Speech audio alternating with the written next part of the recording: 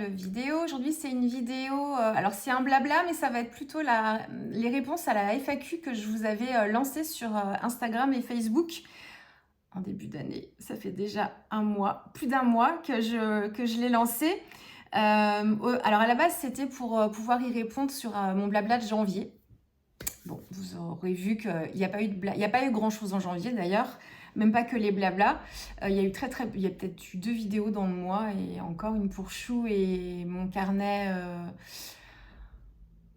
du KR December sur l'hiver là. Donc bon, bah me voici quand même. Donc aujourd'hui, je vais pas vous faire un blabla comme je fais d'habitude. Je vais faire une vidéo spéciale pour répondre à vos questions.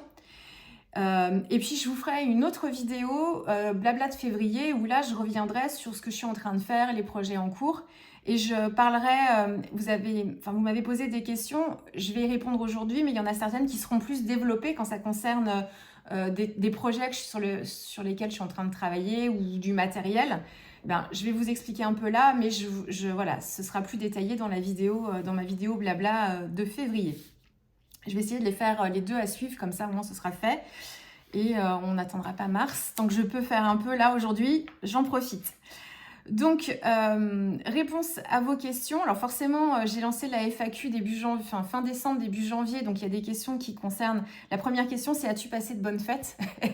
Bon, alors c'est un peu... Voilà, ça va être du réchauffé aujourd'hui, mais bon, voilà, je réponds à vos questions. Donc je vais les reprendre dans l'ordre. J'ai essayé de les classer par thématique, comme je fais un peu d'habitude. Et puis oui, pour certaines, vous aurez plus de précision dans le blabla de février, normalement. Alors oui, as-tu passé la première question, c'était as-tu passé de bonnes fêtes? Alors, ça s'est bien passé. Après, c'est ce que je vous dis tous les ans, mais nous, le mois de décembre, c'est un mois qui est super chargé, déjà parce que c'est Noël et qu'il faut préparer cette fête. Mais en plus, on a des anniversaires, nous, ce mois-ci, enfin le mois de décembre, notamment l'anniversaire de Com, mon petit grand, qui a eu 10 ans là, au mois de décembre. Donc, il y a beaucoup d'événements. On essaye de se programmer aussi, des sorties. Alors là, en décembre, on n'a pas fait grand-chose. Mais justement, ça va répondre à d'autres questions sur comment vas-tu. Alors, je vais pas mal, hein, mais voilà, c'est pas le top du top en ce moment. Donc oui, donc les fêtes se sont bien passées, ça passe toujours en un éclair, mais encore plus effectivement parce que nous on a des anniversaires qui viennent se rajouter. Donc c'est beaucoup de moments en famille qui sont super sympas. Et puis moi j'ai pas de vacances du tout sur Noël, donc on est en pleine période dans mon activité au travail et du coup j'ai pas de vacances. Donc c'est chaud. Et les moments où je peux profiter de mes enfants, bah, c'est les week-ends de décembre, justement. Donc voilà, c'est comme ça depuis que c'est mon activité qui veut ça. Comme ça, depuis que j'ai commencé à travailler, ça fait partie. On a tous des contraintes dans nos métiers respectifs. Et bah, moi, dans mon métier, c'est l'arrêté comptable. Et le mois de décembre, du coup, 31 décembre, on travaille toute l'année, forcément, mais sur l'arrêté comptable, on y travaille jusqu'au 15 à peu près janvier. Après, on est sur les commentaires des résultats, mais du coup, il y a plein de choses, il y a des deadlines. Après, c'est trop tard, donc c'est assez chargé.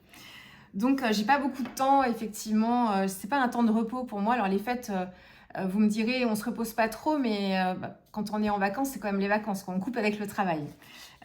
Voilà. Bon, après, moi, j'ai mon quota de jours de congé que je prends à d'autres moments. Donc, ça me permet de pouvoir prendre un peu plus long l'été aussi, par exemple. Donc, je profite à d'autres moments dans l'année. C'est comme ça. J'aime beaucoup mon travail, donc ça me pose pas de problème. Mais du coup, c'est un mois qui est assez chargé.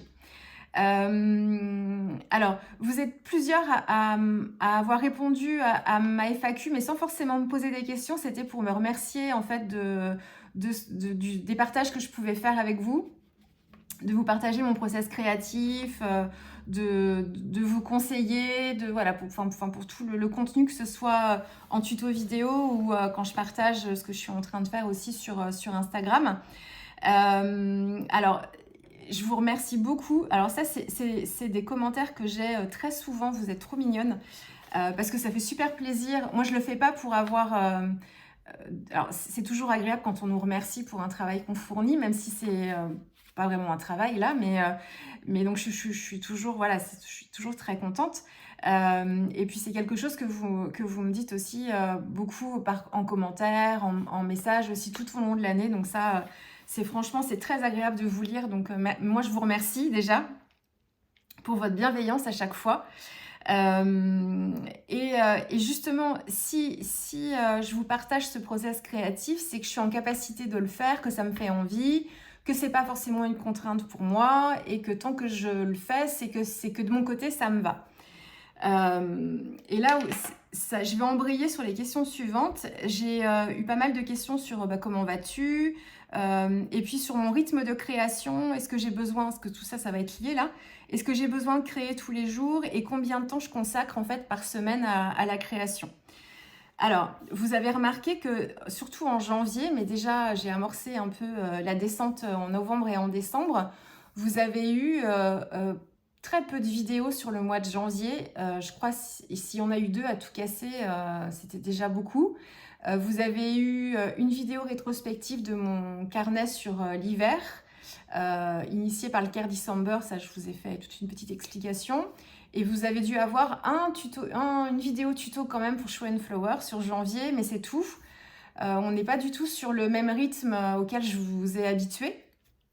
Et c'est vrai que je vous ai toujours, je vous ai prévenu, je vous ai toujours dit, profitez-en, parce que j'avais un sacré rythme. Je dis profitez-en, parce que il arrivera forcément à un moment où je vais avoir une baisse de production, pour des raisons différentes, mais il y a forcément un moment où, parce que là c'était assez exceptionnel, mais ça fait plusieurs années en fait que j'étais très productive. Mais je savais bien qu'à un moment, ça allait baisser. Donc, c'est vrai que je vous en ai parlé assez souvent. Je dis profitez tant que ça dure. Mais par contre, ne soyez pas surpris s'il y a un moment, je publie moins, ou il y a moins de vidéos, moins de tutos. C'est qu'à ce moment-là, si j'en fais moins, c'est que ce sera devenu un peu plus une contrainte pour moi. Encore une fois, pour plein de raisons différentes. Et je ne m'impose pas de contrainte ici. Je vous dis ça très souvent, mais les partages que je fais avec vous, c'est parce que j'ai le temps de le faire, ça me fait plaisir, j'ai encore des choses à vous dire, que la façon dont je vous partage mon contenu, ça me convient toujours, le rythme me convient. Voilà. Si j'ai moins envie, moins le temps, moins l'énergie, parce que c'est un peu tout ça en ce moment, si j'ai moins envie, moins le temps, moins l'énergie, moins de choses à vous dire, eh bien, je ne vais pas me forcer. Tant pis pour le nombre de vues, tant pis pour le référencement YouTube, parce que forcément, quand on publie moins, eh ben, YouTube nous cache. C'est parce que le modèle est comme ça, et ça peut se comprendre aussi. Donc, moi, je le fais pas pour ça. C'est pas, encore une fois, c'est pas mon travail du tout. Donc, moi, c'est que du partage. Quand j'ai des choses à vous partager, ben, je le fais. Et puis, ben, quand je suis 3 semaines ou un mois sans venir, au pire, eh ben, tant pis. Voilà. Et je sais en plus que vous êtes très fidèles. Et que même si je suis absente un petit moment et que YouTube me cache un peu, mon nombre de vues quand je publie les vidéos, alors il a baissé par rapport aux années précédentes, mais ça fait déjà 2 ans que c'est un peu comme ça. C'est pas du tout lié, enfin c'est pas lié au fait que je publie moins en ce moment, parce que ça fait déjà depuis 2 ans que j'ai un nombre moyen de vues qui a baissé. Donc voilà, donc mon nombre de vues est pareil, les commentaires que vous me laissez quand je publie, c'est toujours la même chose. Donc vous êtes en fait toujours présente et très fidèle. Donc j'ai une communauté qui est vraiment super et très, enfin j'allais dire soudée, mais qui est très proche de moi. Donc ça, je vous remercie beaucoup pour ça. Et du coup, oui, si je partage moins, c'est parce que il se passe des choses. C'est que c'est devenu plus compliqué, ou c'est devenu une contrainte pour moi, ou du coup, est-ce que j'ai pas forcément envie à ce moment-là de vous partager, ou j'ai plus grand-chose à vous dire sur certaines choses, parce qu'il y a un petit peu tout ça en ce moment. Donc voilà. Et à partir du moment où je partage, à l'inverse, c'est que j'ai envie de le faire, que ça me fait plaisir, et je me force pas. C'est la même chose pour le type de contenu que je vous propose. Je me force pas à le faire. Je me force ni à faire des blabla parce que ça vous plaît, ni à faire des tutos parce que ça vous plaît, ni à faire plus des tutos aquarelles parce que c'est ça que vous préférez, ou les revues de carnet, ou je fais en fonction de ce que j'ai envie, de ce qui se présente et de ce que j'ai envie de vous partager. Ça aussi, c'est important que vous sachiez qu'en fait, je fais vraiment comme j'ai envie ici. Donc voilà. Ça, pour que ce soit voilà, clair pour vous, si ça l'était, bon, je pense que ça l'est. Enfin, de toute façon, il n'y a pas besoin que ce soit clair non plus, c'est juste pour vous expliquer un petit peu. Donc ouais, donc mon process créatif, si je vous le partage, c'est parce que voilà, c'est pas j'ai envie et que c'est pas une contrainte. Tout ce que je vous propose ici, c'est parce que ça me fait plaisir de le faire. Et la question comment vas-tu, bah, ça va, mais depuis l'automne là, j'ai une baisse de forme. Ça m'est déjà arrivé, donc je suis pas surprise, mais c'est que d'habitude, ce qui marche d'habitude, quand je suis dans cet état-là, bah là, ça marche pas trop. Enfin, ça marchait pas trop. Donc, il faut que voilà, que je recherche d'autres pistes pour essayer de me rebooster un petit peu. Et bah, ça prend un petit peu de temps. Et en plus, je pense qu'il y a aussi un mélange de choses aussi par rapport à ça.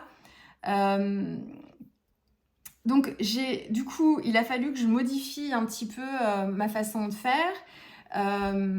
J'ai eu un moment où j'avais moins d'énergie. Quand je rentrais le soir, j'avais pas envie forcément de me mettre à créer ici. Donc bah, là, c'est pareil, je m'écoute. Si j'ai pas envie, bah, j'ai pas envie, tant pis. Des moments où j'avais envie de créer, mais j'avais pas forcément envie de filmer. Parce que, où je me filmais, mais la partie montage voix et tout ça derrière, et ben, je mettais du temps à m'y mettre. Et ça, c'est un signe, parce que d'habitude, mes montages voix, je les fais très peu de temps après avoir terminé mes créations. Donc, souvent, c'est le lendemain, le surlendemain, suivant ce qui se passe. Et là, je me suis rendu compte qu'en fait, je laissais passer les jours avant de m'en occuper. Et bah, quand il fallait quand même que je le fasse, bah, voilà, c'était un peu comme ça. Donc, je me suis dit, oh, bon, ok. Ça, c'était plutôt pour les tutos aquarelle. Donc, il y a eu ça. Il y a eu aussi ouais, une baisse d'énergie, pas forcément envie. Et puis, quand j'avais un peu d'énergie, j'ai des vieilles... On a tous nos faiblesses, des douleurs. Moi, j'ai des douleurs chroniques dans mon trapèze, notamment. Et le trapèze, en fait, c'est ici, mais ça irradie dans le cou et puis aussi au niveau de l'épaule, dans le dos un peu aussi. Ça, j'ai ça depuis des années. C'est ma croix. C'est ma croix. Il y a pire comme croix, mais en ce moment, c'est un peu pénible. Et en fait, là, le problème, c'est que quand je me mettais à créer, quand ça allait à peu près bien, eh bien, mon trapèze, d'habitude, il m'embête pas quand je suis en train de faire 3 heures ici. Et là, il m'a dit, non, ça va pas le faire, cocotte. Ça va pas le faire. Donc, je m'en suis rendu compte. D'avoir la tête penchée, en fait, ça me faisait... Alors, sur le moment, je me rends pas compte, tout va bien. Mais je me paye après les douleurs le lendemain. Et puis, ça me prend dans la tête, en fait. C'est un peu comme les névralgies d'Arnold, si vous connaissez ça. Bon, enfin voilà, il y a tout ça qui vient, et alors les maux de tête après le lendemain, c'est pas possible. Donc bah, pareil, je m'entoure de personnes compétentes pour essayer de m'aider à gérer ça, quoi, à essayer de donner plus de mobilité. Mais du coup, pendant que j'étais en crise, là, il a fallu que je m'éloigne aussi de cette table que j'aime tant, pourtant. Et surtout, il a fallu aussi que une fois que les crises ont été passées, l'ostéo et tout m'a fait du bien. Mais en fait, pour éviter de ressolliciter toutes ces zones-là, il a fallu que je fasse une petite pause aussi par rapport à ça. Et après la pause, quand je m'y suis remise, j'étais très prudente. Donc en fait, je faisais des petites sessions. Je faisais 10 minutes, 20 minutes, un petit truc par-ci, un petit truc par-là. Et du coup, bah, ça, pour le mix média, ça passe dans ma façon de pratiquer le mix média. Parce que je peux dessiner une fleur un jour, je peux faire un dessin, enfin, pas spécialement un dessin, mais je peux me faire une série de motifs un autre jour, ça me prend 10 minutes. Je peux faire un fond de page, je mets une demi-heure, je le laisse. Et du coup, ça me permet de créer quand même, sans que ce soit forcément des choses abouties, mais ça me crée de la matière. Et puis ensuite, je repars sur un fond, je rajoute des choses. Et voilà, donc c'est 10 minutes par-ci, 10 minutes par-là. Donc j'ai pu créer en mix média quand même. Par contre, l'aquarelle, dans ma façon de faire, je l'ai fait d'une traite.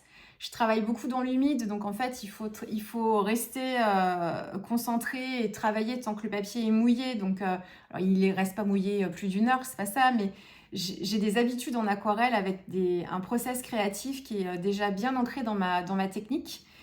Et là, et puis même dans la façon d'aborder aussi un projet. Et quand je commence, souvent, il faut quand même que je réussisse à finir. Donc, dans les 2 heures, 2-3 heures. Et là, 2-3 heures aquarelle. En plus, l'aquarelle, je suis plus concentrée, en fait, parce que je suis plus précise. Donc, je suis un peu plus verrouillée aussi. Et là, il ne me fallait pas du tout ça ces dernières semaines. Donc, vous avez eu très, très, très peu de tutos. Très peu de réa aquarelle, d'ailleurs, parce que je ne pouvais pas trop en faire. Et puis, un peu plus de mix média, mais pas de tuto, parce que c'est pareil pour le mix média. Enfin, c'est pas pareil, mais c'est différent, mais du coup, ça revient un peu au même. C'est que comme je fais 10 minutes par-ci, 10 minutes par-là, je commence un fond, et puis ensuite, je le finis pas spécialement. Je fais un autre truc dans un autre carnet, mais c'est pas abouti. Donc, ce serait en fait plein de petites... Il faudrait que je pense à mettre ma caméra à chaque fois. Puis, je suis pas toujours à mon bureau. Quelquefois, je suis dans le canapé ou sur un coin de table. Et en fait, ça m'obligerait à faire des séquences, plusieurs séquences, courtes séquences comme ça. Et le montage derrière, et ben, du coup, c'est un travail qui est beaucoup plus important. Et moi, mes vidéos, elles sont pas faites comme ça. Je veux pas du tout y accorder ce temps-là. Mes vidéos tuto, c'est je me filme pendant 3 heures, si c'est 3 heures, 1 heure, 2 heures, 3 heures. J'accélère la vidéo et ensuite je fais des coupes. Et mon montage, je mets un quart d'heure, 20 minutes à faire le montage et ensuite je pose ma voix dessus. Donc ça me prend du temps, ce serait mentir que de dire le contraire. Mais si je devais faire des ajouts de séquences comme ça, de récupérer mes vidéos, et de faire tout ce montage avec des coupes beaucoup plus précises, et ben ça déjà c'est parce que ça j'aime pas faire ça, ça me prendrait beaucoup plus de temps et moi c'est pas du tout le but quoi. Donc voilà, donc c'est vrai que les tutos vous en avez pas eu en aquarelle parce que déjà j'ai pas fait beaucoup d'aquarelle, pas en mix média parce que j'ai pas travaillé forcément une page de A à Z, donc c'était plus compliqué. Et puis en aquarelle aussi, alors je parle un peu de tout et c'est tout et de rien, c'est pas ça, mais ça va rejoindre plusieurs questions. En fait, il y a des questions qui concernent finalement la même raison, le même problème. Du coup, en aquarelle aussi, donc je pouvais pas trop faire parce que ça me faisait mal. Mais c'est aussi que, en plus, les tutos aquarelle, je vous en fais depuis très longtemps maintenant. Ça fait au moins 5 ans, depuis que j'ai ouvert ma chaîne. Et en fait, je commence à m'essouffler en termes de contenu tuto à vous partager. Donc, j'ai moins envie, c'est pas forcément moins envie, mais comment vous dire? Avant, j'avais toujours des choses à vous raconter. Et en plus, donc je le faisais. Et puis, le signe, c'était que je me filmais, je faisais le montage. Et puis, très, très vite, j'avais envie de faire le montage voix pour vous expliquer, vous partager. Donc, voilà, il se passait très, très peu de temps. Donc là, je vous ai dit, là, depuis novembre, décembre, mais même ça avait commencé un petit peu avant, alors que j'étais pas forcément mal à ce moment-là. Mais je me rendais compte que la partie montage voix, je la laissais traîner, en fait. Je m'en occupais pas tout de suite. Je faisais le montage, tout ça technique, mais après, poser ma voix dessus, je mettais 2 jours, 3 jours, quelquefois je laissais passer les semaines. Et je me disais, ah bah oui, c'est vrai, j'ai cette vidéo-là, il faut que je la finisse. Et je me suis dit, mais attention, parce que là, je crois que ça veut dire quand même un peu que tu es en train de te forcer à faire un truc et tu avais toujours dit, quand tu commenceras à te forcer à faire quelque chose, c'est là où ça commencera à pas forcément aller bien. En termes de, pas bien moralement, mais je veux dire, si je commence à faire les choses un peu à reculons, c'est que du coup, ça devient plus un plaisir, c'est ça. Et moi, ici, c'est un loisir, c'est mon plaisir. Donc, il faut que ça reste du plaisir. Si ça devient une contrainte, et bien, du coup, c'est plus du loisir. Et moi, je fais ça pour me détendre. Donc je vais perdre tous les effets. Donc, j'ai commencé à réfléchir un petit peu à ça. Et je me suis dit... ma playlist tuto aquarelle, elle est énorme. Vous avez, je sais pas combien, elle fait de de vidéos dans cette playlist-là, j'en ai plein. Il y a une playlist base aquarelle qui est aussi assez riche, mais vraiment dans les tutos aquarelle, quand je fais une page aquarelle, vous en avez plein, plein, plein. Et en fait, tout ce que je fais aujourd'hui, c'est ni plus ni moins que tout ce que je vous ai expliqué déjà dans toutes ces vidéos-là. Moi, je me sers de toutes mes petits outils comme ça, que je continue toujours en pratiquant d'enrichir. Hein. Mais il n'y a rien qui change considérablement. Je vais être peut-être plus précise. Moi aussi, je prends de l'expérience au fur et à mesure. Mais en termes de conseils, franchement, vous avez déjà tout dans ces vidéos-là. Et moi, du coup, à chaque fois, c'est redire à chaque fois la même chose. Et pour moi, il y a un peu moins de plaisir à le faire. Donc, je ne suis pas en train de vous dire que je vais arrêter les vidéos tuto aquarelle. Pas du tout, parce que j'en ai fait pour Chou, là, encore en janvier. Et celle-ci, j'ai eu plaisir à le faire. En plus, je vous expliquais quelque chose avec... pour utiliser les pochoirs et vos sprays avec vos aquarelles. Donc, c'était quelque chose que je faisais... Enfin, que je faisais de temps en temps, mais c'est vrai que je ne vous l'avais pas forcément montré en tuto vidéo, ça, pour une fois. Donc voilà, ce que je suis en train de vous dire, je ne vais pas arrêter du tout les tutos aquarelles pour 2026. Par contre, je pense que je vais vous en proposer un peu moins. Parce que je commence à avoir un petit peu moins envie de partager ça. Et faire de l'aquarelle, j'en ai toujours envie. Travailler avec les tampons choux aussi, c'est une question qui m'a été posée. Ça aussi, même si je m'éloigne un petit peu du côté art journal pur tamponnage, parce que le mix média, je m'éclate tellement dedans, mais chou, c'est pas pareil. Chou, c'est sentimental. Voilà, je me vois pas... aux sorties de collection, me dire je vais pas faire quelque chose avec ces produits-là. Enfin, je suis pas... Non, j'ai toujours envie, donc ça, il n'y a pas de souci. Par contre, le rythme dans les tutos vidéo, avant, en fait, dès que je faisais une réa, je faisais un tuto. Et j'ai fait beaucoup de réa, donc j'ai fait beaucoup de tutos. Là, je vais faire des réa, peut-être que j'en ferai peut-être un petit peu moins, mais... Et encore, je pense que je vais garder mon rythme. Mais c'est surtout que je vais les faire sans forcément me filmer à chaque fois. Donc, il faut que j'essaye de voir à peu près à quel rythme je vais vous en proposer. Ça se trouve, je vous dis ça aujourd'hui, puis l'énergie va revenir, l'envie aussi de vous partager ça, et je vais continuer à faire comme avant. Mais là, vous avez vu ces derniers mois, il y en a moins quand même. Hein. Donc oui, je suis en train de réfléchir à tout ça. Et c'est surtout, je veux garder ça comme plaisir. Donc j'essaye de ne pas me forcer à faire les choses, hein, surtout. Donc voilà, donc le comment vas-tu ? Je vais pas forcément mal, mais c'est un peu comme ça. Et il faut que je prenne soin de moi. Et puis oui, et puis après, le but, c'est de pouvoir assurer mes journées de travail, m'occuper de ma famille, mes enfants, mon conjoint, ma famille au sens plus large aussi, être présente et me sentir bien, quoi. Donc voilà, donc je fais ce qu'il faut pour, mais justement, j'adapte un petit peu les à côté. Alors, est-ce que j'ai besoin de créer tous les jours ? En fait, avant, j'aurais eu tendance à dire oui. Aujourd'hui,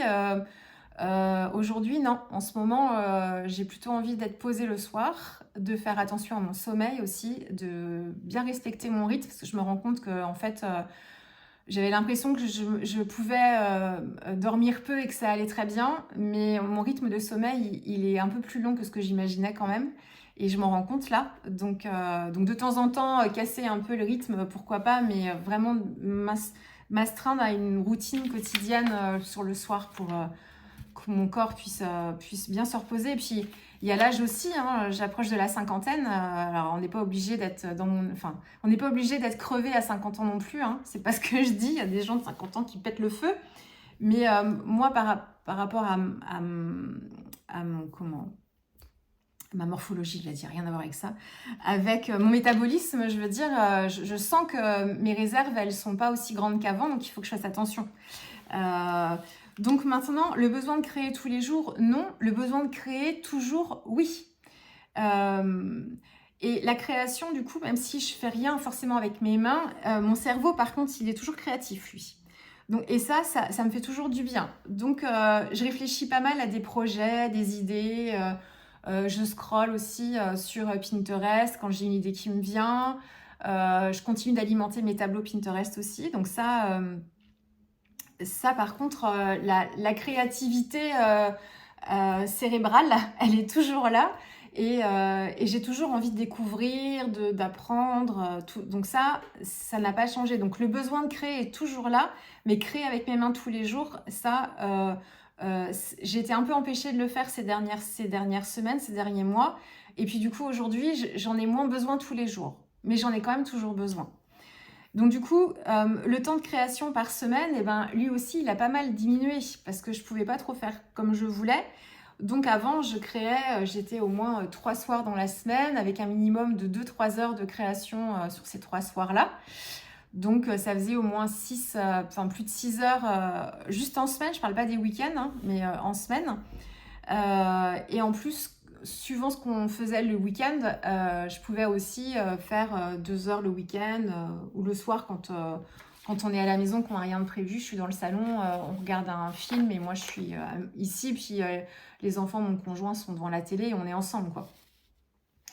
Donc ouais, c'était beaucoup plus. Là, par contre, je m'accorde des soirées créatives quand le lendemain je travaille pas. Donc le vendredi soir, c'est possible. Et puis quand je suis en télétravail, parce que je sais que le lendemain matin, j'aurais pas besoin forcément de me lever, je serai chez moi le midi aussi. Pas besoin de transport, ni voiture, ni transport en commun. Le rythme est pas le même quand je suis à la maison, forcément. Puis j'ai pas besoin de me préparer comme quand je vais au travail, c'est pas pareil. Donc ça peut m'arriver, mais encore là, ces derniers mois, pas tant que ça. J'ai pas été tant que ça, parce que mine de rien, il faut que j'ai l'énergie pour bosser, donc quelquefois je prends pas trop le risque. Mais ça dépend comment je me sens. Mais sinon, ouais, je fais pas moins la semaine, un peu plus le week-end.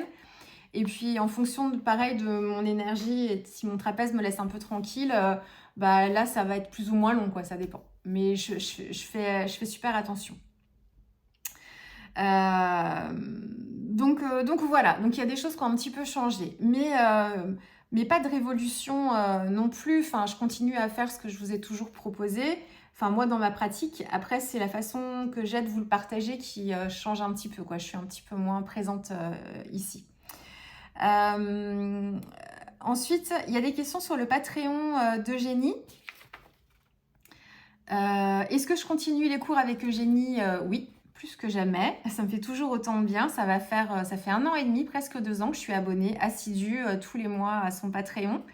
Je suis toujours aussi heureuse d'être dans cette communauté bienveillante et enfin, j'allais dire sous la direction, c'est pas du tout le bon mot parce qu'elle est loin d'être directive, Eugénie, mais on se laisse porter par elle et moi, ça me fait du bien. Donc toujours aussi contente du contenu qu'elle nous propose. Peu importe ce qu'elle nous propose, je la suis. Quelquefois, il y a des choses auxquelles j'aurais pas forcément pensé ou pas forcément eu envie d'explorer, mais je me laisse porter. Et puis ça m'ouvre l'esprit en fait sur l'art en règle générale aussi. Et, je suis très très heureuse de faire partie de son Patreon, toujours autant. Toujours un grand bonheur. Ah oui, on m'a demandé, on m'a posé plusieurs fois la question. Alors pas forcément sous le même angle, mais c'est des questions qui se rejoignent. On m'a demandé si j'avais un partenariat avec Super Mama des Vosges, donc c'est Eugénie. On m'a demandé si ce que je faisais pour Eugénie, enfin, quand je vous parlais d'Eugénie, est-ce que j'avais le même, comment dire, la même casquette, ça, c'est mes mots, hein, mais c'était pas posé comme ça, mais c'est ce que j'ai compris. Et en fait, quand je vous fais de la publicité pour Eugénie, est-ce que c'est comme quand je vous parle de chou et de flower pour l'ADT, ou est-ce que c'est, enfin, est-ce que c'est pareil? Est-ce que c'est différent? En quoi c'est pareil? En quoi c'est différent? Eugénie avait proposé à mes abonnés un code promo sur l'un de ses ateliers que j'avais suivi moi l'année dernière. Du coup, il y avait l'histoire du partenariat. Enfin, et donc, voilà. Alors, c'était des questions qui étaient très, gentilles. C'est un peu simple de dire ça, mais je veux dire, j'ai pas vu d'arrière-pensée du tout derrière ces questions-là. C'était juste comprendre Entre Show Flower et Eugénie, est-ce que c'est pareil pour toi ou est-ce que c'est différent? Alors, en termes d'implication, alors, du coup, ça n'a absolument rien à voir. Je parle même pas du contenu. Show Flower, on est sur des tampons qu'on met en scène comme on veut. On peut faire du mix média, de l'art journal, aquarelle, on travaille comme on veut. Eugénie, elle vend pas de produits physiques, elle vend pas de tampons, elle vend pas de matériel pour faire du mix média. Elle a pas de boutique avec du matériel qu'elle vend ou des produits qu'elle dessine et qu'elle vendrait pour que nous on les utilise ensuite comme des tampons. Enfin, vous voyez ce que je veux dire, ou des pochoirs, des choses comme ça. Donc on est vraiment sur deux choses complètement différentes. Show Flower, c'est une marque et Eugénie, c'est une artiste qui nous propose son travail, qui nous propose des pistes créatives, des ateliers. Elle a aussi une boutique avec des cours en ligne, avec non pas du matériel, mais des réalisations qu'elle vend. Elle a de la linogravure. Elle a du cyanotype, elle vend des produits dérivés de ses réalisations, de ce genre de choses. Elle a une boutique, comme les aquarellistes peuvent avoir aussi, les artistes ont. Mais c'est une marque un peu en tant que telle, parce que c'est Super Mama des Vosges et qu'en fait, quand elle fait des réas, c'est estampillé Super Mama des Vosges, mais c'est pas vraiment une marque, c'est une artiste. Donc on n'est pas du tout, et on n'est pas sur les mêmes registres, mais voilà, c'est deux choses différentes.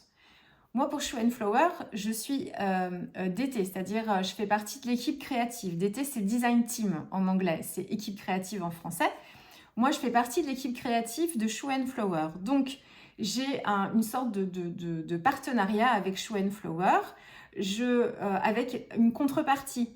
Je ne vais pas vous expliquer comment marche ce partenariat avec Chou, parce que c'est des choses qui sont confidentielles, qui restent entre elle et moi. Mais mon travail, c'est de mettre en lumière en fait la marque en proposant des réalisations avec leurs produits.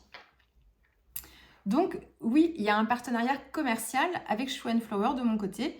C'est comme ça que ça marche. C'est une marque que j'adore, que j'utilisais avant. Et voilà. Et maintenant, j'en fais partie en tant que design team, donc équipe créative.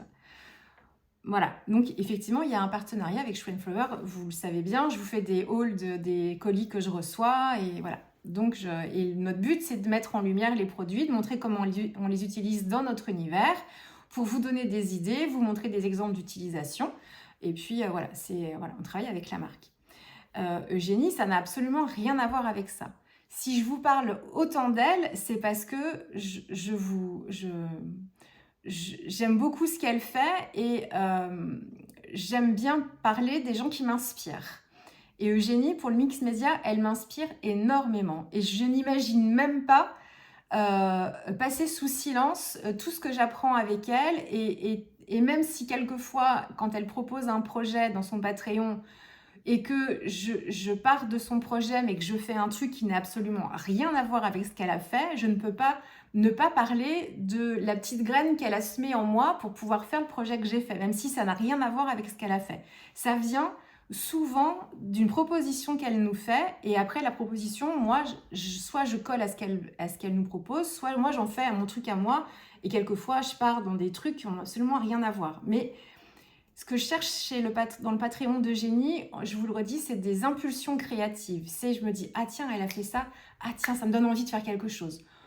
C'est un peu comme ce qu'elle a fait, pas du tout, un peu des deux, peu importe, tant que ça me donne envie de faire quelque chose. C'est ce que je viens chercher chez elle, en priorité. Et donc pour moi, il est inconcevable de ne pas vous parler d'elle quand je vais réaliser quelque chose, quand je vous parle de ce que j'ai fait en mix média, par exemple, il y a des choses que je fais en dehors du Patreon, mais tout ce que je fais parce que j'ai vu un truc et que ça m'a donné envie de faire quelque chose, forcément, je vous le partage. Mais c'est purement gratuit, c'est-à-dire que c'est moi qui ai envie de parler d'elle, elle ne me demande pas de parler d'elle du tout. Elle demande rien, Eugénie. Elle est toujours très reconnaissante, effectivement, quand je peux lui apporter, si je lui apporte un peu de visibilité, grâce à mes tutos, grâce à mes vidéos, pardon, quand je parle d'elle, si ça peut vous donner envie, parce que c'est quelqu'un de formidable et qui a un contenu Patreon qui est tellement riche. Donc franchement, c'est une publicité gratuite, mais que je fais en fait vraiment avec le cœur. Hein. Ça va pas plus loin que ça. Voilà. Mais ça n'a rien à voir avec Chou. J'ai pas de partenariat avec Eugénie. C'est pas du tout. Je parle juste de mes inspirations beaucoup. Et Eugénie, pour le mix média, c'est une très grande source d'inspiration. Donc je vous parle beaucoup d'elle, mais il n'y a pas de partenariat avec elle. Et quand j'ai acheté son atelier en ligne l'année dernière pour travailler dans une page de livre avec un effet pop-up, et en fait, j'ai partagé sur mes réseaux ce que j'avais fait avec cet atelier, que j'avais adoré faire. Et Eugénie, en fait, m'a juste proposé, parce qu'il y a pas mal de filles qui sont venues, en fait, du scrap, qui me regardaient et qui se sont ensuite abonnées à son Patreon par mon biais, parce qu'elles en ont entendu parler, en fait, ici. Et Eugénie, c'était pour remercier un peu ces abonnés-là. Elle m'a juste proposé un code promo, en fait, pour cet atelier-là, pour vous l'offrir. Mais il n'y a pas de contrepartie avec moi. C'est encore une fois, c'est un petit cadeau pour vous, mais il n'y a pas de... voilà, ça lui faisait plaisir, mais moi, de mon côté, le cours, voilà, moi, je l'avais payé. Et puis, en plus... je tiens à soutenir son travail, hein. Donc je réclame pas de gratuité, pas du tout. Le Patreon, j'y suis abonnée tous les mois. Il y a des mois où j'y allais un peu moins l'année dernière parce que je faisais autre chose. Je restais abonnée quand même parce que c'est une façon pour moi de la soutenir, parce qu'elle m'apporte beaucoup. Donc voilà, mais il n'y a pas de partenariat du tout entre nous par rapport à ça, et on n'est pas du tout dans le même... c'est pas comme Chou & Flower, ni dans la relation que j'ai avec les sœurs en termes de travail. Et puis après, Chou & Flower, c'est une marque de tampons, vraiment. Donc voilà, j'espère que c'est plus clair pour vous si certaines se posaient un peu des questions, parce que je préfère être transparente avec vous, c'est normal, hein, mais quand je vous parle d'Eugénie, c'est purement gratuit. Chou & Flower, c'est pas que derrière il y a un sens caché, c'est parce que c'est une marque que j'adore. Je prends très peu de partenariats, vous avez remarqué. J'en refuse beaucoup parce que j'ai pas envie non plus d'avoir un fil à la patte, et je vous ferai pas des trucs mon but, c'est de vous donner envie de créer, et Chou, moi, c'est une marque que j'aime tellement et que j'utilise. Si ça vous donne envie de votre côté de créer aussi avec les tampons Chou, bah, c'est tant mieux pour vous, tant mieux pour la marque aussi. Mais autrement, mon but, c'est pas... On nous appelle souvent des influenceuses, des influenceurs, forcément parce que vous nous voyez créer, utiliser les produits et que ça vous donne envie. Comme moi, je suis influencée, entre guillemets, quand je vois d'autres artistes qui vont utiliser tel ou tel médium et que je me dis « Ah, ça a l'air c'est super, j'ai envie de me l'acheter ». J'ai juste vu quelqu'un l'utiliser, faire une création avec. C'était pas acheter ce produit, c'est merveilleux. Et puis en fait, le produit, elle l'utilise pas, quoi. Enfin, c'est vraiment quand je regarde des tutos, des choses comme ça. Donc voilà, mais il n'y a pas de placement de produits intempestif, quoi. C'est pas ça. Je juge pas celles qui le font. Moi, j'ai pas le temps à consacrer à ça. Et j'ai pas le temps non plus j'ai pas envie non plus de passer du temps à me renseigner sur les marques qui font appel à moi, les marques que je connais pas ou que j'utilise pas spécialement. Il faudrait que je me renseigne, que je regarde exactement ce que c'est, que j'accepte les produits, que je les teste et que je dise ok, ça me plaît, je vais pouvoir en parler. Parce que c'est comme ça que je conçois un peu le truc, et j'ai pas ce temps-là à consacrer du tout, et j'ai pas envie. Et Chou, je fais plus beaucoup même de tamponnage, d'art journal. Il y a qu'avec Chou que je travaille maintenant, parce qu'il y a qu'avec elle que j'ai envie de créer avec leurs produits. Donc voilà, mais autrement, sur le reste, c'est pas du tout mon créneau ici, quoi. Mais encore une fois, il y a aucun... chacune fait ce qu'elle veut sur son espace d'expression. Donc, je juge pas... moi, je regarde les hauls, je regarde tout ça, quelquefois, sur certaines chaînes, parce que je dis, tiens, je vais regarder qu'est-ce qu'il y a d'intéressant... Et voilà, et c'est moi, et de toute façon, on n'est pas le couteau sous la gorge à dire faut que tu achètes ça, hein. Non plus, mais voilà. Mais moi, ici sur ma chaîne, c'est pas forcément mon créneau. Et les hauls, je peux vous en faire aussi, ça peut m'arriver. Mais souvent, je vais faire une création. Alors, s'il y a moins de tutos en ce moment, donc je vais peut-être pas forcément vous montrer comment je l'utilise. En ce moment, c'est pas trop ça. Par contre, quand je vous filme quand même, quand j'ai fini un projet ou dans mes blablas, et je vous montre, je vous dis, bah, j'ai utilisé tel produit, je l'aime bien, ou là, j'ai été déçue. Et du coup, j'ai acheté ça, je l'ai utilisé, mais ça me plaît pas, ou au contraire, c'est bien. Donc, je vous en parle à ce moment-là. Mais il n'y a pas beaucoup de hauls vraiment où je vais défiler un peu mes achats.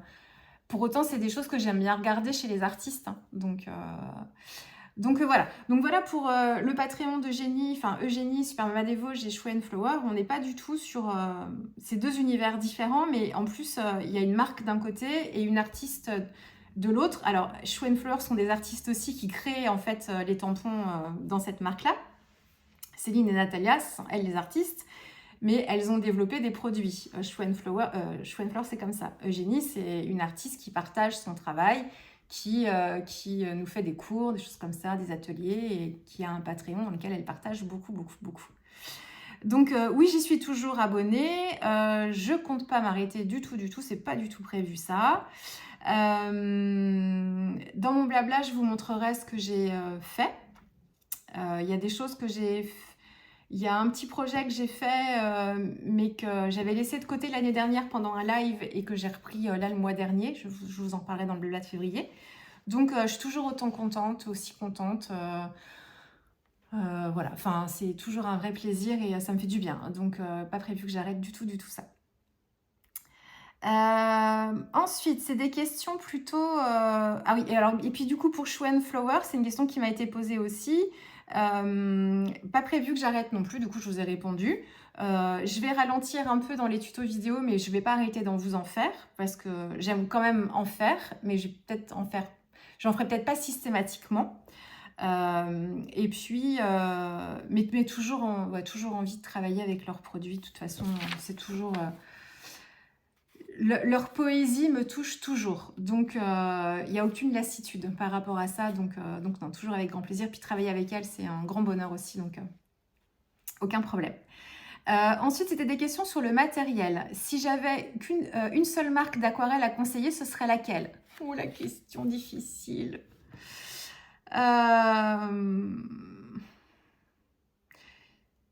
J'ai tellement de marques différentes, tellement. Et vous avez remarqué, j'utilise quand même, je tourne quand même pas mal dans les marques. J'aime bien changer. Parce qu'elles ont toutes des choses, enfin toutes celles que j'ai, elles ont toutes un intérêt, quelque chose de particulier, de différent des autres en fait. Soit dans leur composition, soit dans leur composition, dans leur finition, soit dans leur couleur, dans leur façon d'être travaillée. Je vais travailler avec les Gansai Tambi qui sont des aquarelles un peu gouachées. Je vais travailler avec Charvin qui a un effet un peu laqué. Je vais travailler avec Sonnelier parce que j'aime leurs couleurs et j'aime aussi comment leurs aquarelles sont travaillées avec du miel. Et j'aime beaucoup, je pense que c'est peut-être psychologique le fait que ce soit travaillé avec ça, conçu avec ça, mais j'aime beaucoup travailler avec. Mais j'aime aussi beaucoup Winsor & Newton pour certaines de leurs couleurs, et c'est deux marques qui sont vraiment coude à coude, quoi. Je réponds pas à la question là, au contraire, hein, je donne des marques comme ça. J'aime beaucoup travailler avec les aquarelles Daniel Smith. Daniel Smith, je les utilise un petit peu moins parce que je fais beaucoup de RIA pour Chou et du coup j'essaye d'utiliser des aquarelles qui sont proposées par Chou parce qu'on a Isaro, on a Schmink, on a Charvin, donc j'essaye quand je fais un projet pour Show and Flower de mettre avec ces aquarelles là, mais il m'arrive aussi de travailler avec d'autres marques aussi hein, pour Chou, hein, des aquarelles. Mais les Daniel Smith, elles sont tellement particulières et surtout, et ça on trouve ça nulle part ailleurs, c'est toute leur série Primatech qui sont issues de pierres semi-précieuses. Et en fait, Primatech, Daniel Smith, je me suis intéressée aux pierres. Là, vous en avez ici. J'ai ma labradorite que j'adore, qui me fascine. Elle m'apaise cette pierre quand je la regarde. Je plonge dedans littéralement Je me suis intéressée aux minéraux en m'intéressant aux pigments des aquarelles Primatech. J'étais fascinée de savoir que la couleur que j'utilisais, c'était une pierre. Donc je me suis dit, cette couleur, je me suis dit, quand j'utilisais certaines couleurs que j'adorais, l'amazonite par exemple, je dis, c'est une couleur que j'adore, donc l'amazonite c'est une pierre, ok, à quoi elle ressemble cette pierre? Donc je suis allée regarder ce que c'était qu'une amazonite, à quoi elle ressemblait, et puis après, je le savais, mais donc il y a la lithothérapie. Et en fait, quand je savais que ça existait, mais bon, je m'y suis jamais vraiment intéressée. Et comme là, je m'intéressais un peu à la pierre, l'amazonite, qu'est-ce que c'est comme pierre, ok? Ok. Et puis ensuite, forcément, on arrive vers les bienfaits de ces pierres-là en lithothérapie, si on est axé sur ce sujet-là. Et en fait, de me dire que cette couleur que j'aimais tant en aquarelle, c'était une pierre, et que cette pierre-là, elle agissait, elle représentait telle et telle chose, ou elle agissait sur telle et telle chose, et ben ça m'a fascinée. Et je me suis intéressée après aux pierres grâce aux aquarelles Primatech. C'est très drôle tout ça. Et les pierres, elles m'intéressent en bijoux, mais aussi en pierres brutes parce que je les trouve belles. Elles me fascinent vraiment. Et en lithothérapie, moi, je les utilise pas beaucoup. Alors, j'aime bien savoir à quoi elles peuvent servir. Après, il faudrait... j'essaye de les nettoyer. La labradorite, il faut que je la nettoie. Je la passe sous l'eau souvent parce qu'elle absorbe un peu les choses un peu négatives. Enfin, c'est sa priorité. C'est la pierre des soigneurs, d'ailleurs, parce qu'elle protège un peu les soignants. Les soigneurs aussi, les soignants, de tout voilà, ce qui les entoure quand ils reçoivent des patients, des choses compliquées. Donc je fais attention à ça, par contre, à les nettoyer, à les recharger aussi un petit peu. Je ne suis pas experte du tout dans ce domaine-là, mais je fais attention à ça. Par contre, pour vraiment les activer, entre guillemets, il faudrait que je sois... que je m'y intéresse plus et que je sois plus en pleine conscience de ça, quoi. Vous voyez un peu le truc? Mais voilà, et alors, je parle des pierres parce qu'en fait, Primatech, les aquarelles Primatech chez Daniel Smith, c'est des pigments issus de pierres semi-précieuses. Il est le seul à faire ça, à avoir développé une technique pour récupérer en fait ces pigments-là de ces pierres-là. Et même si il y a des pigments qui sont issus de pierres aussi, pareil, hein, qui sont utilisés pour les couleurs dans d'autres marques, hein, mais lui, il a une spécificité par rapport à ça. Et donc, moi, si je devais garder qu'une seule marque d'aquarelle, rien que pour ça, ce serait Daniel Smith à la limite. Mais c'est pas forcément la marque que je vous conseille. La question c'est quoi? C'est si je devais conseiller. La question c'était quoi? Une seule marque d'aquarelle, laquelle? Ah oui, bah si c'était pour moi, je pense que je garderais Daniel Smith avec moi et j'aurais du mal à me séparer de mes sonneliers parce que c'est un peu la base et que dans ma palette classique de tous les jours, comme je l'appelle, il y a beaucoup de goddess sonneliers dedans. Donc, je dirais Daniel Smith et sonnelier, pour moi. Pour vous, bah alors là, ça dépend de ce que vous aimez. Si vous ne savez pas trop vers où vous tournez, moi, je vous conseille les deux marques les plus importantes, Sonnelier et Winsor & Newton, en fonction des couleurs que vous aimez, parce que ce sont des aquarelles qui sont industrielles, mais qui sont de très bonne qualité et sur lesquelles vous n'aurez pas de problème.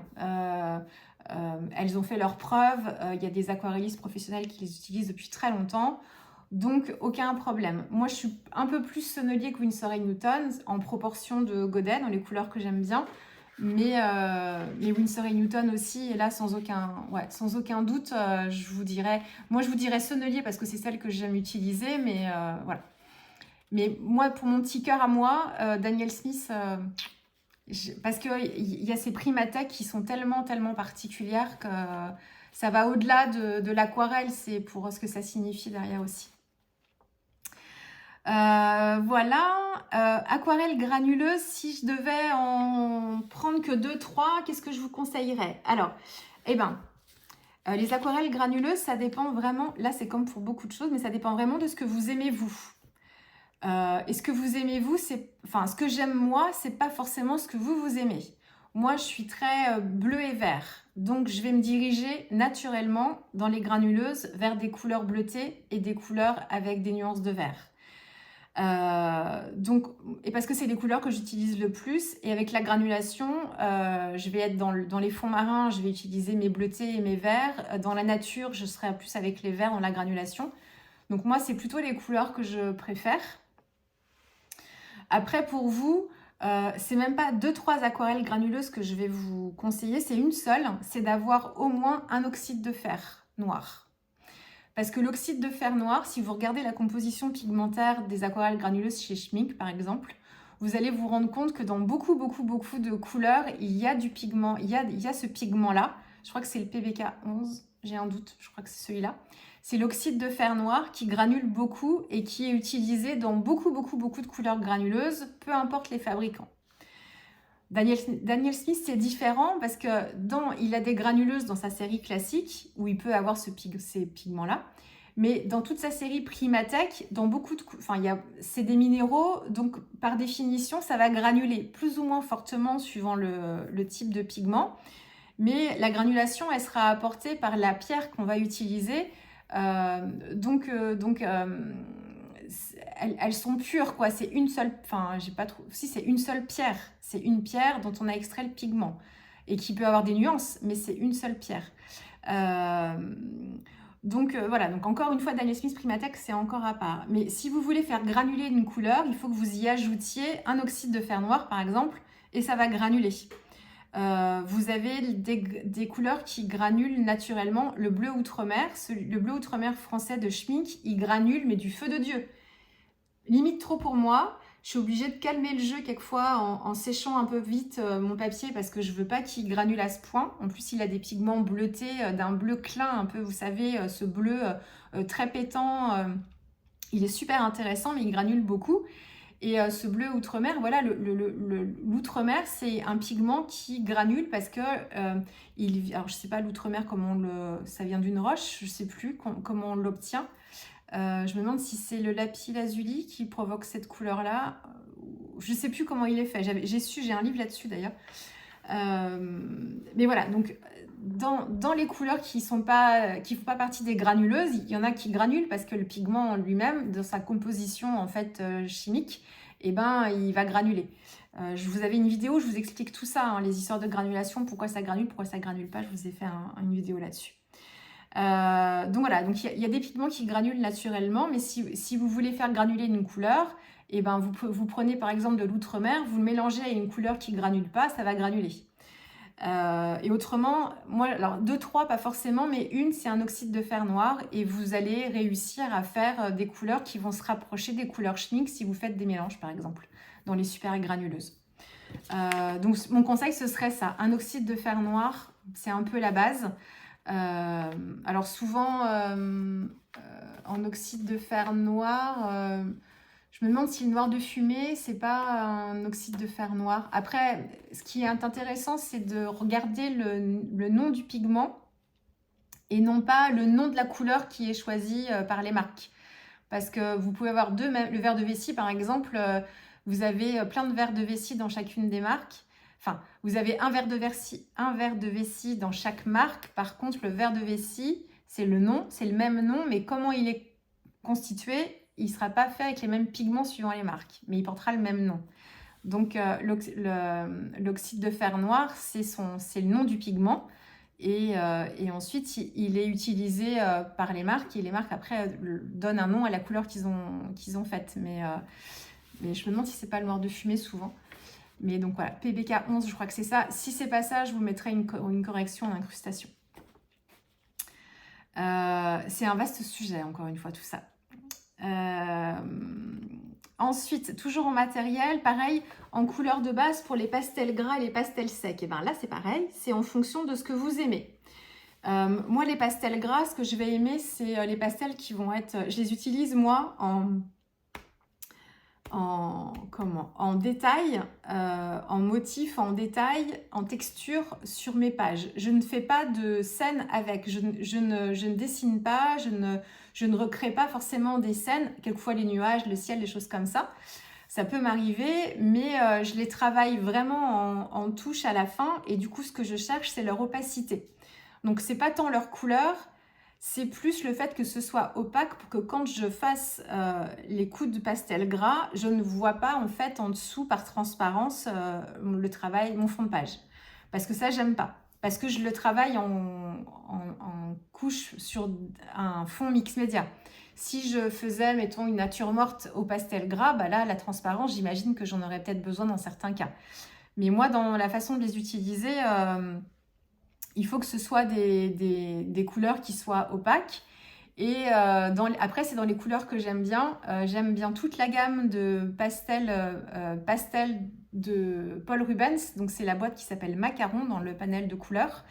Parce qu'en fait, c'est que des couleurs claires elles sont toutes opaques et elles vont bien recouvrir en fait mon travail.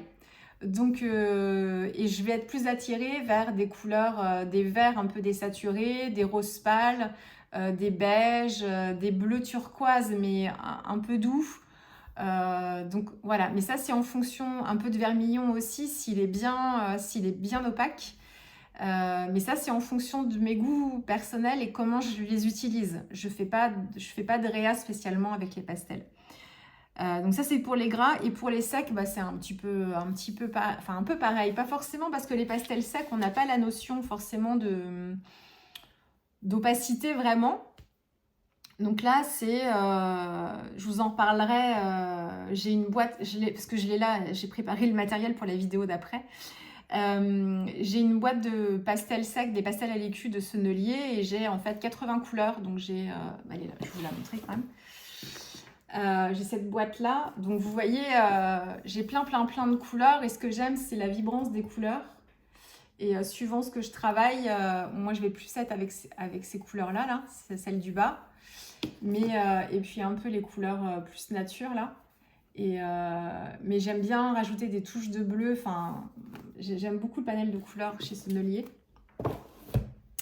Donc, je ne saurais pas te dire vraiment 2-3 couleurs de pastel. Moi, c'est en fonction de la façon dont je les utilise. Donc, moi, mes couleurs de base, c'est un peu comme pour l'acrylique, pour mes fonds, c'est du beige, du rose très clair. Le pastel blanc, il peut être très pratique. Et puis, des couleurs plus foncées, mais opaques, dans les verts et dans les bleus aussi. Voilà.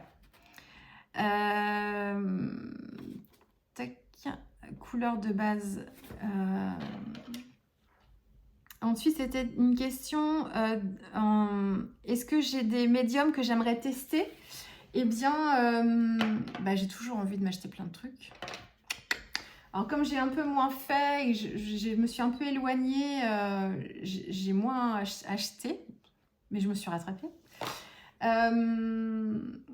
En médium que j'ai testé, j'en ai là. C'est les crayons.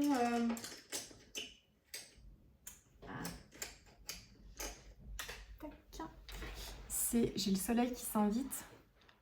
Vous allez avoir les reflets. C'est les crayons pastel. Vous allez rien voir. Maintenant, j'ai pris une couleur foncée. Il faut que je prenne quelque chose de plus clair. C'est les pastels pencil de Sennelier. Donc, c'est ces crayons-là. C'est du pastel sec, je vous en reparlerai mieux, mais dans mon blabla, je vous ferai plus pas la démonstration, mais je vous expliquerai un peu mieux. On est sur des pastels secs qui correspondent aux couleurs des pastels à l'écu, mais en version crayon et moins poudreux. Donc j'ai testé ça, j'ai repris mon carnet des couleurs d'ailleurs, parce que j'ai refait, je l'ai pas fini mon carnet, et justement j'aime bien ne pas l'avoir fini puisque du coup je peux me remettre dedans de temps en temps pour tester des fournitures. Donc j'ai testé ça. Qu'est-ce que j'ai testé d'autre? Je me suis acheté des peintures, c'est les PBO Origine. Parce qu'ils ont pas mal de couleurs opaques et alors le fluo est pas opaque mais celui-ci a priori oui, et j'avais envie de voir un peu ce que ça donnait. On n'est pas du tout sur des acryliques extra fines, on est sur un produit qui est un petit peu en dessous. Enfin moi pour mon utilisation franchement ça me suffit largement. Origine parce qu'en fait High Viscosity, je ne sais plus ce qu'il m'a dit le monsieur du magasin. Je lui demandais si c'était des produits, s'ils avaient développé quelque chose pour que ce soit écologique. J'avais cru comprendre ça. Et il m'a dit écologique, le packaging. Mais je dis oui, la peinture, je me doute que c'est compliqué. Enfin, on peut toujours trouver des solutions pour la faire écologique, mais bon, voilà. C'est plus compliqué. Mais donc, en fait, c'est pas des peintures écolo, mais c'est le packaging. Ils font un effort sur le packaging. Mais je pense que leur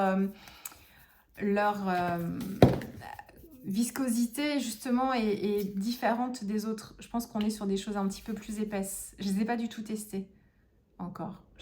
Ouais, je pense qu'on est un peu plus... C'est plus épais que leur gamme PBO habituelle. Donc, bah voilà, je vais tester ça. Qu'est-ce que je me suis acheté donc, du coup, oui, les pastels, les crayons pastels, j'avais pris 2-3 crayons, un peu plus, et je me suis racheté la boîte carrément. Parce que je les aime bien. Je vous spoil, hein, mais je les aime bien. Je me suis acheté des peintures, j'en avais déjà, mais j'ai pris d'autres couleurs. C'est vous savez, la marque Maymory. J'ai des aquarelles, ma roue des couleurs d'ailleurs que vous voyez derrière, elle a été faite avec les peintures aquarelles de cette marque-là. Je me demande si c'est pareil pour l'acrylique, mais les aquarelles en tout cas, leur spécificité c'est qu'elles sont monopigmentaires normalement. Et là, est-ce que c'est le cas ?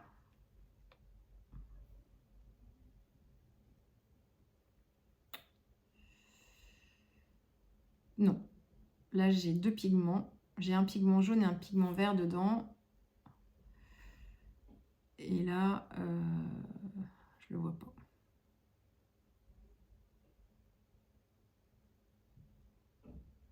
Hybride pigment. Ça, c'est un jaune de cadmium foncé. Mais enfin, en tout cas, les aquarelles, il me semble, là où je vous dis des bêtises, mais ça fait longtemps que je les ai pas... Bah oui, il y avait cette marque-là d'ailleurs. Il me semble que leur particularité en aquarelle, c'était de faire des aquarelles monopigmentaires pour beaucoup. Les acryliques, a priori, non. Donc, je me suis pris 2 couleurs. Et pourquoi celle-ci ? Parce qu'en fait, on est dans des couleurs opaques sur ce vert-là. Et ce jaune-là, pour les mélanger ensemble, me faire un vert un peu lumineux. Et elles sont assez épaisses. Parce que moi, j'ai la version blanche et j'ai un rose aussi, je crois, de chez eux. Un noir aussi. Et elles sont un peu comme les Heavy Body de Liquitex. Un poil. Un poil pareil en viscosité. Donc, je me suis pris ça. Chez Abstract, je me suis pris un vert jaune olive.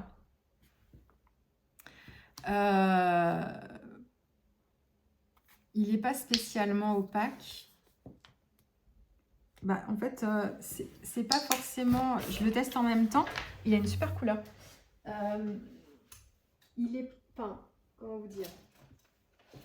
Je prends un couteau à peindre pour l'étaler. Parce que sur le tube, il y a un petit carré noir. Donc pour moi, c'est opaque quand c'est un carré noir. Mais sur le nuancier, il était blanc. Ah non. Et donc je pense que c'est comme ça que je cherche. Donc, je vous fais un test produit en même temps. Il est pas mal opaque quand même. Hein. Par rapport à celui que j'ai chez Winsor & Newton, il est plutôt bien. Donc, c'est ce qui est marqué sur le tube qui correspond. Ouais, ça va me plaire, ça. Déjà. Donc voilà. Après, en produit, nouveau produit, non. Non. Je me suis essayée à la linogravure. Ça, c'est pareil, je vous en parlerai dans mon blabla. Et je pense que je vous ferai peut-être une vidéo dédiée sur le matériel que j'utilise, que je me suis acheté au fur et à mesure et que j'utilise peut-être. Donc c'est un médium sans vraiment être un médium. Mais voilà, mais autrement, non, rien de nouveau sinon... Enfin, je reviens toujours aux mêmes choses et puis après c'est les couleurs quoi, je peux pas m'empêcher de... Et puis tester une couleur dans plusieurs marques aussi, ça je peux pas m'empêcher. Préfères-tu travailler sur un format carnet ou livre? Eh ben j'aime le changement, donc j'aime bien changer, donc j'aime tout. Les carnets, les formats de pages libres, même en aquarelle, hein. les carnets, les formats de pages libres. Pour le mix média, j'adore travailler dans les livres. Le livre altéré que j'ai fait pour le Messi-Mai, l'année dernière, j'ai adoré travailler dans un livre, sur des pages d'un vieux livre. Donc ça, oui. J'aime bien les carnets et j'aime bien différents types de carnets. J'aime pas toujours travailler dans le même. En mix média, j'adore travailler aussi sur des papiers différents, style junk journaux, où je vais travailler à la fois sur des papiers de récup, un peu de tout, ça j'adore. En fait, j'aime beaucoup changer parce que ça m'évite de me lasser et ça évite aussi de m'enfermer dans des habitudes. Le fait de changer de papier, de changer de support, ça permet de se réadapter à chaque fois et de voir ce qu'on peut faire avec ce truc-là. Donc j'aime bien. Et les carnets, j'en ai plein de sortes différentes. Les deux, mon capitaine. Carnet et livre. Mes plus gros projets à venir en mix média, eh bien, vous les avez vus. Donc, j'ai terminé mon deuxième feuillet dans mon junk organique sur la thématique d'Alice au Pays des Merveilles. Pas de surprise si vous me suivez sur Facebook ou sur Instagram. Vous avez vu mes réels ces dernières semaines. Je suis toujours... Donc, le carnet des couleurs, moi, n'était pas fini. Donc, je continue de le remplir. Là, la preuve, j'ai fait 2-3 choses dedans. Je vous montrerai ça dans mon blabla. Le Care December, du coup, je l'ai continué un peu sur janvier. Donc ça, vous l'avez vu aussi. Qu'est-ce que j'ai d'autre? Le musée à soi. C'est une question qui m'a été posée. Mais alors, j'ai pas beaucoup avancé par contre. Je sais pas si je vais forcément aller très loin dans ce projet-là.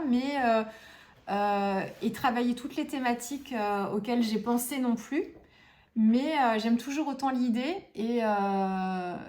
et en plus, comme j'étais pas forcément en grande énergie, ça c'est un gros morceau. Donc je pense que quand ça ira un peu mieux, mais là ça va déjà un peu mieux, je pourrais le reprendre tranquillement et me remettre un petit peu dedans.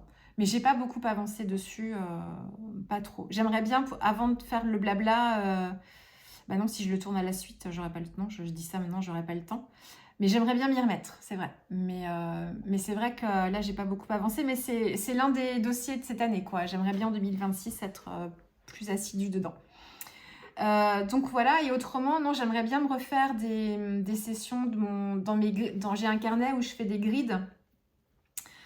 Du grid journal avec des cases, vous savez, un peu en abstrait. De l'acrylique abstraite aussi, du mix média comme ça, abstrait.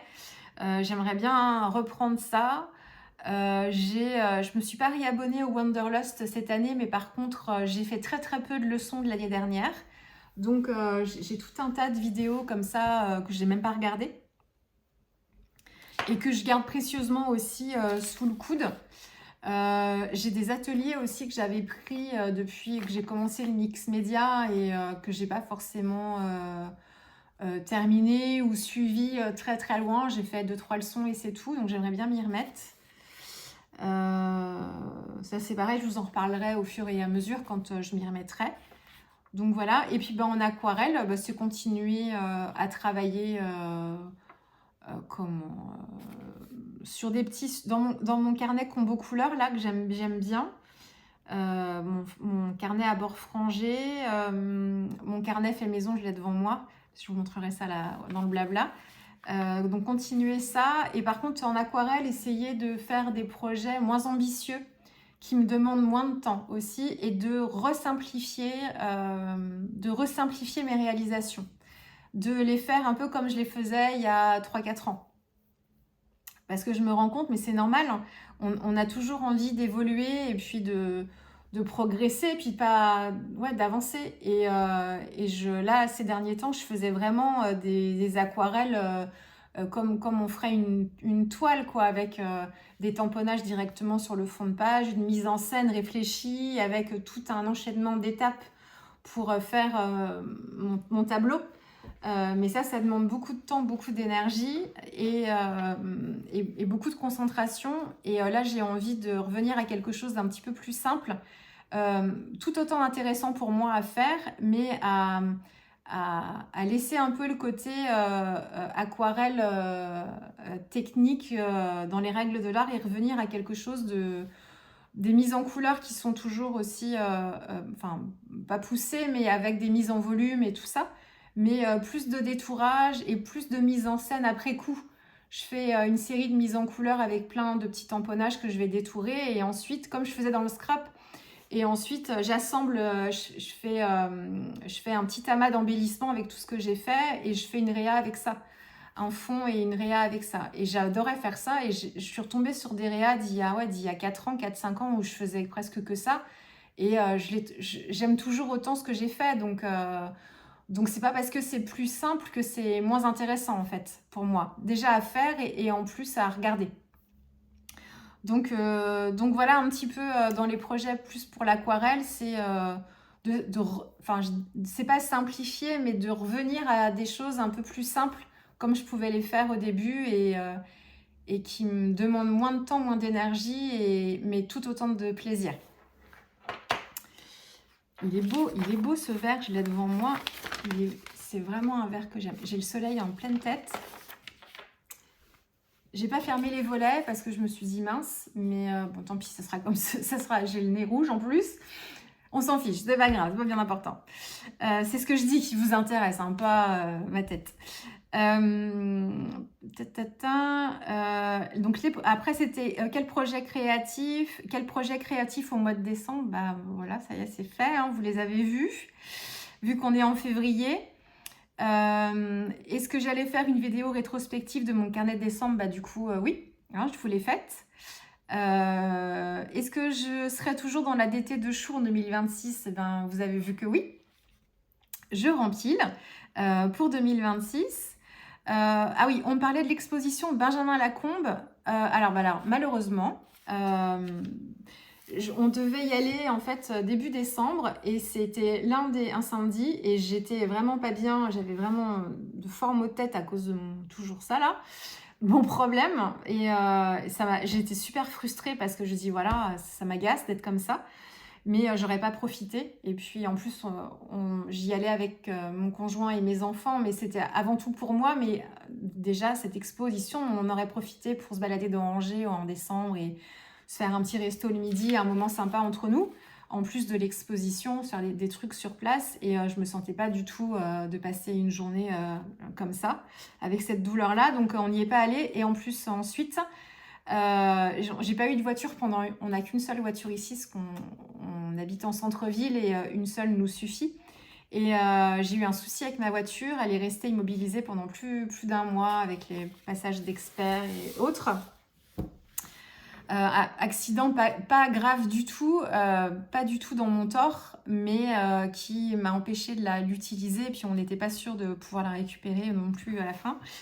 Donc je suis restée un mois sans voiture et puis bah voilà. Donc du coup pour aller sur Angers, alors on peut prendre le train, mais bon, c'était pas forcément le but là non plus de faire ça. Donc j'y suis pas allée, donc je suis hyper vexée parce que ça se termine, je sais plus quand. Bah là c'était fini d'ailleurs début février.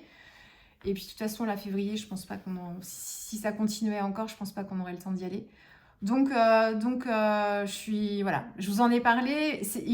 On était sur le point d'y aller, hein, c'était prévu le lendemain là, mais bon, j'étais pas en état. Puis après, en décembre, oui, pas de voiture et puis en plus après, on a enchaîné les fêtes et tout, donc bon, j'espère que pour celles qui ont pu y aller, vous avez profité.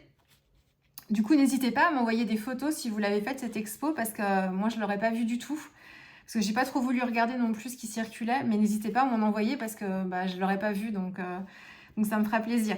Par contre, sur Nantes, on a eu l'exposition de Van Gogh immersive.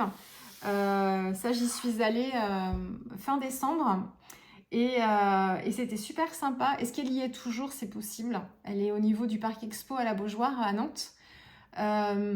Alors, c'était un moment très sympa, mais moi, j'avais déjà vu une exposition immersive à l'Atelier des Lumières à Paris, en août, qui m'avait enchantée, où on n'avait qu'une partie immersive, c'est-à-dire que notre billet nous donnait... Enfin, le lieu...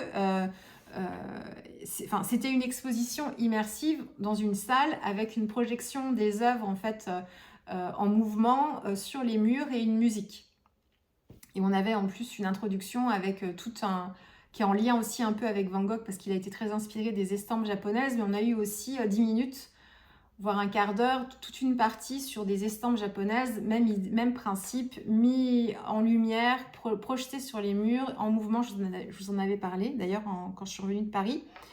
Moi, ça m'a émerveillée. J'aurais pu me refaire la séance une deuxième fois, parce qu'une fois qu'on est dans la salle, on peut y rester autant de temps qu'on veut.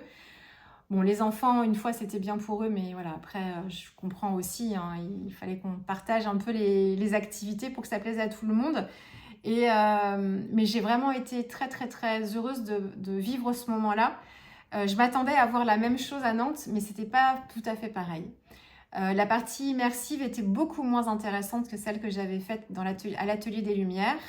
Je suis restée un peu sur ma faim, parce que j'avais une référence qui était bien au-dessus. Par contre, on avait une partie exposition en fait avec des reproductions des œuvres de Van Gogh qui reprenaient un peu son historique avec des explications, des tableaux aussi qui étaient représentés en décor dans lesquels on pouvait aller. Alors il n'y avait pas beaucoup, mais c'était sympa. Des représentations en relief aussi à certains passages, mais beaucoup de représentations en fait, de reproduction des œuvres. Donc il y avait toute une partie exposition avant de rentrer dans la salle immersive qui était intéressante, puisque moi du coup j'avais pas forcément vu ça à Paris, donc j'étais contente aussi de ça. C'était pas pareil, mais la partie immersive m'a déçue, parce que à l'atelier des Lumières on était vraiment à l'intérieur des toiles. Par contre, ce que j'ai pas voulu faire, parce que j'ai des problèmes, moi, décidément, des soucis, des problèmes d'oreille interne, c'est comme ça. Et ce qu'ils proposaient, en plus de l'exposition immersive à Nantes, c'était une partie réalité virtuelle, où là, on avait le casque, et là, la partie immersive, elle était là, c'est-à-dire que là, on allait au cœur des toiles. Et j'ai des amis qui ont fait l'expo avec ça en plus, et qui m'ont dit, en fait, ce qui vaut le coup, c'est ça, c'est que quand tu mets ton casque, t'as l'impression d'être dans les toiles. Et m'expliquait, il a dit ça, franchement, c'est vachement bien.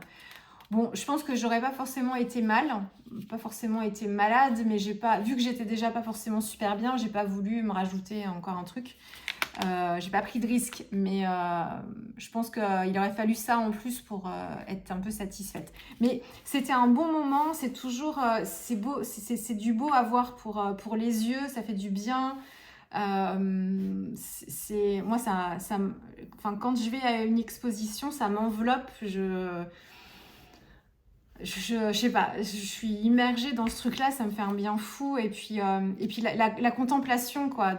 On peut rester devant un tableau comme ça, à regarder et à se laisser imprégner des sentiments qui nous viennent quand on regarde ça, aussi de ce que ça nous provoque comme sentiment, comme émotion. Et moi, j'adore ça. Donc rien que pour ça, c'était très bien. Mais Donc voilà, et je vous en reparlerai dans mon blabla, mais c'est la fin, ça se termine à Nantes, mais il y avait une exposition sur la thématique de la pluie, ça s'appelait Sous la pluie. Je vous en parlerai parce que je me suis acheté le bouquin de l'exposition, et la pluie, c'est un thème que j'adore. Bon, en ce moment, on est servi niveau pluie, mais un peu trop, mais voilà, bon, je suis pas une Nantaise pour rien. Donc je l'ai vue il n'y a pas longtemps, celle-ci. Et il y en a une autre expo, tant qu'on est à parler des expositions, à Nantes pour les Nantaises toujours. Je me suis inscrite pour le mois de juin. C'est une exposition au château sur les sorcières. Et au-delà du côté mystique et voilà, de sorcellerie, c'est vraiment la persécution des femmes sous couvert de sorcellerie. Pendant toutes ces années-là, quand on voit ce qui se passe aujourd'hui, on n'est pas forcément très très loin de tout ça non plus, hein, finalement. Mais donc voilà, donc c'est axé autour de l'art, mais c'est aussi c'est sur cette thématique-là, la persécution des femmes, et comment ça a été traité aussi dans l'art. Et il y a des visites, en fait, un peu comme pour Hokusai l'année dernière. Vous avez un billet pour accéder à l'exposition et vous faites comme vous voulez. Et il y a des visites guidées aussi. L'expo ouvre ce week-end ou la semaine prochaine, et les visites guidées sont déjà, parce que c'est 2 jours dans la semaine, l'après-midi. Il n'y a pas le choix des horaires, je crois. Et moi, j'ai réussi à avoir une place au mois de juin. C'est pour vous dire, comme ça part vite. Il y a encore des places si ça vous intéresse de faire la visite guidée. Après, la billetterie en accès libre, elle, c'est pas comme au QSAI, hein, ça se remplit, mais ça va. Mais les visites guidées, par contre, elles sont peu nombreuses. Donc, et je pense qu'on doit être des petits groupes. Donc, si ça vous intéresse, les Nantaises, enfin, ou celles qui passent par là, n'hésitez pas. Mes visites guidées, et ça se termine fin juin. Donc, je vous en parlerai. Moi, je pense que je vais y aller 2 fois. J'aimerais bien y aller une première fois en libre comme ça pour regarder l'étoile et déjà voir moi qu'est-ce que je ressens, qu'est-ce que je comprends de tout ça. Et une fois que je l'aurai vue toute seule, la refaire justement là en juin avec un guide pour avoir l'œil de l'expert et avoir une autre lecture. Voir si sur certaines choses j'étais OK. Et d'autres, ce que j'aurais pas forcément vu et ce que j'aurais appris, je pense que ouais, je vais aller la voir 2 fois cette expo. Voilà, et la dernière question, 1h20. La dernière question, c'est une question par rapport au salon du scrap à Paris, à Port-Marly. Est-ce que j'y serai en avril? Il y a peu de chances pour que j'y sois. Ça peut encore changer d'ici là, mais c'est pas forcément prévu. Ça aurait été différent si ça avait été... Alors, le lieu choisi, Port-Marly, c'est un super lieu que j'y suis allée l'année dernière. C'est très très bien. Le site est super bien. Même les exposants, la façon dont on est reçu, reçu, c'est pas ce que je veux dire, mais je pense que c'est très confortable pour les exposants. Il y a des lieux qui s'y prêtent plus ou moins et celui-ci, il s'y prête vraiment bien. Donc le lieu est sympa, mais si ça avait été accessible en train facilement, un coup de train, un coup de métro, j'aurais pu venir à la journée. J'arrive le matin, je pars le soir, comme je faisais la version scrap à Paris. Ça aurait été possible. Là, en fait, on peut y aller aussi en train, mais après, il faut reprendre des transports, c'est un peu plus compliqué. Et autrement, c'est la voiture. 3h30 de voiture, je peux pas faire ça sur une journée, quoi. Donc voilà, après, il faudrait que j'y reste plus longtemps, mais ça tombe aussi pendant les vacances comme l'année dernière. Donc, cette année, je me sens... ce sera plus compliqué pour moi d'y aller, pour plusieurs raisons. Mais bon, pas à l'abri d'une surprise, hein, mais parce que après, je suis toujours contente... parce que j'aurais été avec les sœurs Chou, mais contente de vous voir, de discuter avec vous et tout. C'est toujours des moments sympas, de revoir des copines aussi qu'on n'a pas vues depuis longtemps, ou qu'on voit que pendant les salons aussi, comme moi je me déplace pas en crop, donc j'anime pas d'atelier non plus, donc c'est pas prévu ça non plus. Hein. C'était pas une question, parce que je pense que vous avez abandonné l'idée, mais si je l'ai de temps en temps quand même, mais toujours pas. Donc Port-Marly, je pense pas y aller, non, pas cette année, mais bon. Peut-être l'année prochaine. Voilà pour cette petite vidéo réponse à vos questions. J'espère que j'aurai été claire. Alors, j'ai essayé de ne pas faire trop long, mais il y a des... Voilà.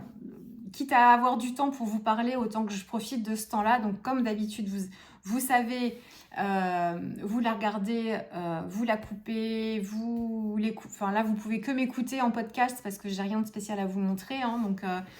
Voilà, vous faites comme vous voulez, vous consommez le contenu comme vous le voulez. Et puis, je vais essayer, je regarde l'heure.